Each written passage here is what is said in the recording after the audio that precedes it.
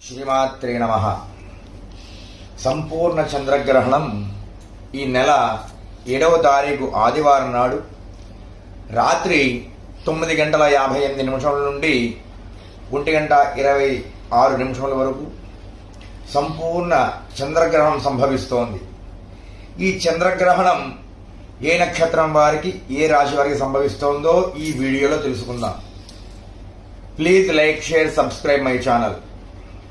ఈ చంద్రగ్రహణం రాహుగ్రస్త పింగళ వర్ణంగా పిలువబడుతోంది. ఈ గ్రహణం కుంభరాశిలో సంభవిస్తున్న కారణం చేత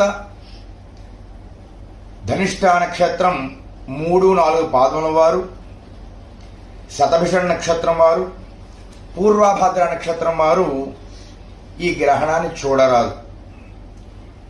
ఈ గ్రహణం సంభవిస్తున్న ధనిష్ట, శతభిషం, పూర్వభాద్ర నక్షత్రం వారు గ్రహణం విడిచిన మరునాడు తప్పక శాంతి చేకూర్చవలెను, దాన ధర్మాదులు చేయవలెను.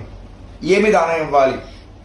ఈ నక్షత్రం వారు మరునాడు ఉదయమే స్నానము చేసి కేజింపావు బియ్యం, కేజింపావు చాయ్ మినపప్పు, వెండి చంద్రబింబం, వెండి సర్పము, తెల్లని వస్త్రము దానం ఇవ్వాలి.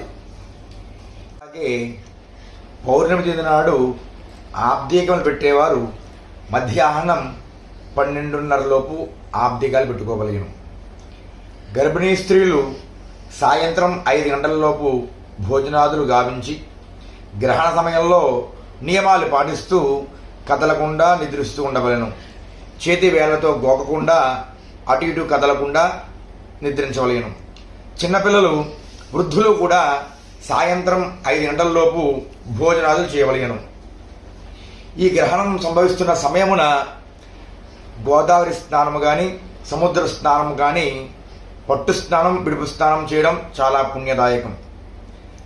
సముద్ర స్నానం, గోదావరి స్నానం చేయలేని వాళ్ళు ఇంటిలో స్నానం చేయడం ఉత్తమం.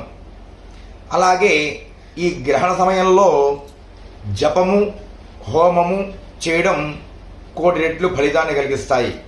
కనుక ఈ సంపూర్ణ చంద్రగ్రహణం ధనిష్ట, శతభిషం, పూర్వభద్ర నక్షత్రం వారికి సంభవిస్తోంది. కనుక ఈ నక్షత్రం వారు తప్పకుండా గ్రహానంతరం అనగా 8వ తారీఖు సోమవారం నాడు స్నానం ఆచరించి గ్రహణ శాంతి కొరకు కేజింపావు బియ్యం, కేజింపావు చాయ్ మినపప్పు,